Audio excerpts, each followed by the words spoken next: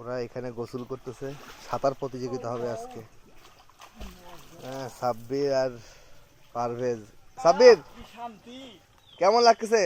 খুব ভালো লাগতেছে। এই দুইজন দেখি তো সাঁতার প্রতিযোগিতা, দেখি কে আগে আসে।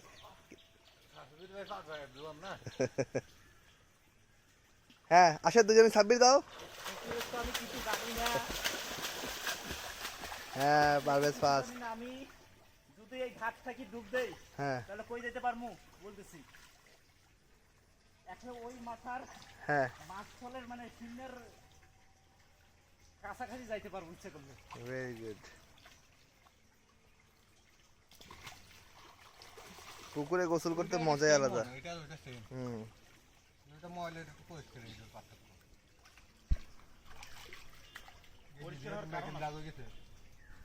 ও সর্বনাশ, সাদা গেঞ্জি পরে গেছেন মজা করতেছে।